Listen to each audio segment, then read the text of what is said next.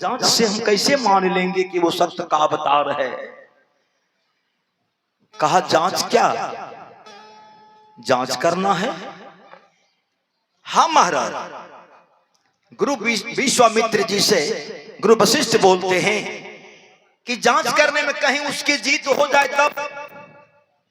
तो विश्वामित्र जी क्रोधी महात्मा थे, क्रोध में आके बोलते हैं कहीं उसकी जीत हो जाए तो अपने तरफ से 7,000 की तपस्या, 7,000 वर्ष की तपस्या दान में दे दूंगा।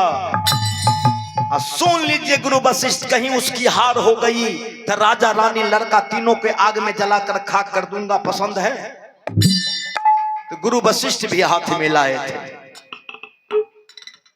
लेकिन गुरु क्या है पता नहीं है, मनुष्य जानते नहीं। मनुष्य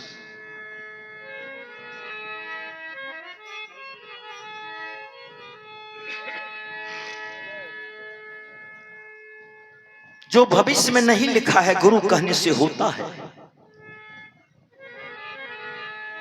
हाँ बाबा, लग गए विश्वामित्र जी राजा हरिश्चंद्र के पीछे लग गए। थोड़ा सा मां बहने हल्ला शांत बनाए रखा। बड़ा ही मार्मिक कहानी है ये कहानी। जब आप लोग सुनते रहेंगे, जब तक सुनते रहेंगे तब तक सतयुग में बैठे रहेंगे। ये सतयुग की कहानी है। लोगों में चर्चा है कि कलयुग आ गया, कलयुग आ गया। मैं आप सबसे पूछता हूं, किस समय कलयुग नहीं था? सतयुग में महाराज हरिश्चंद्र जी को पीछा किया जा रहा था, विश्वामित्र जी को उसमें क्या जा रहा था? क्यों पीछा किया? उस समय कलयुग नहीं था क्या? चले आइए, त्रेता में रावण बहुत बड़ा अत्याचार किया, उस समय कलयुग नहीं बीत रहा था क्या?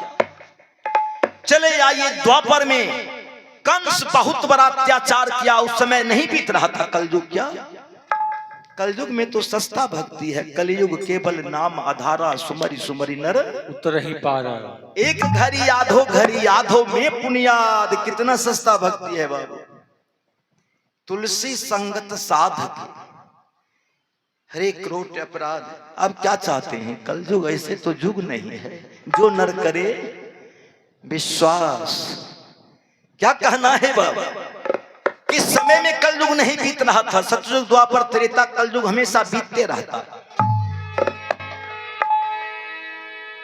जब तक आप लोग बैठे रहेंगे तब तक स्वर्ग में आप लोग बैठे हैं, सतयुग में भी बैठे हुए हैं। चले आइए,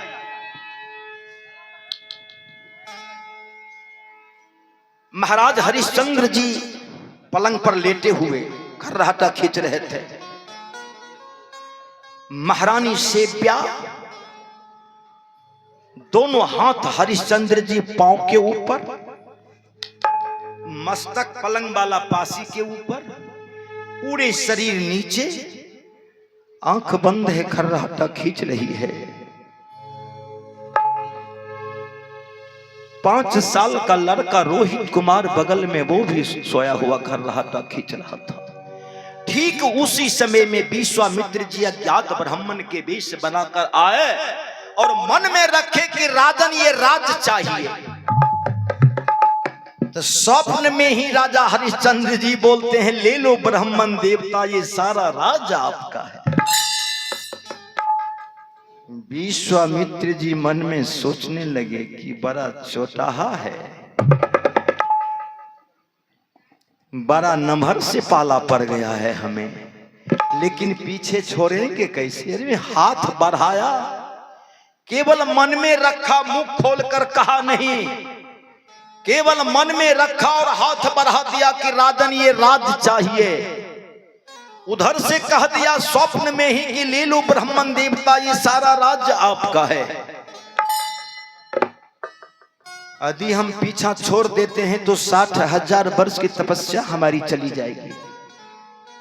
छोड़ेंगे कैसे?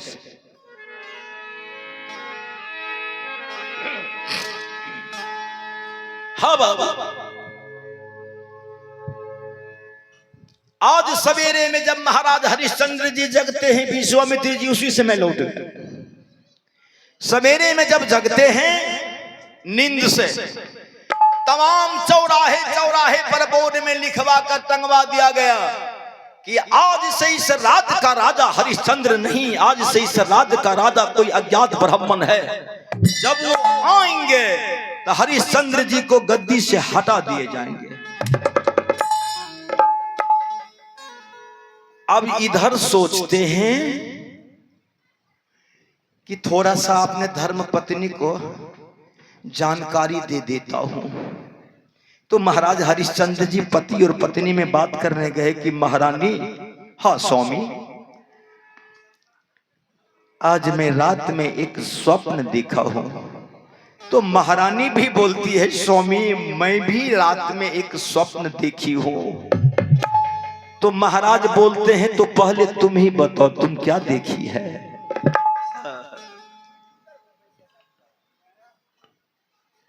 पहले तुम ही बताओ। महारानी बोलती है, स्वामी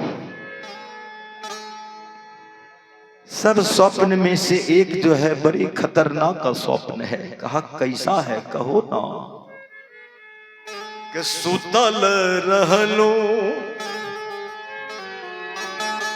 महल में न रे, सपन देखूं महा,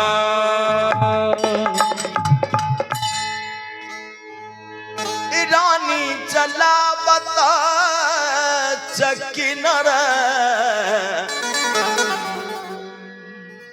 हमें घूरो असमसा। स्वामी मैं किसी विप्र के घर में बिक करके मार खा रही हो और आप श्मशान में घूम रहे हैं, ये सब तो कोई बात नहीं है, लेकिन एक स्वप्न जो है स्वामी बड़ी खतरनाक ही है। तो महाराज समझ गए कि वही स्वप्न होगा कि रोहित के सर पर डसलन राज देनो मैदान, राजदान में चला गया, इसके लिए कोई प्रवाह नहीं है। लेकिन रोहित कुमार मात्र इकलौता बेटा एक ही है। हे भगवान, ना जाने कहीं रोहित को कुछ हो गया तो हम पति पत्नी के बुढ़ापा का लाठी कहां चला जाएगा। किसके सहारे हम जी सकते हैं भगवान, किसके सहारे।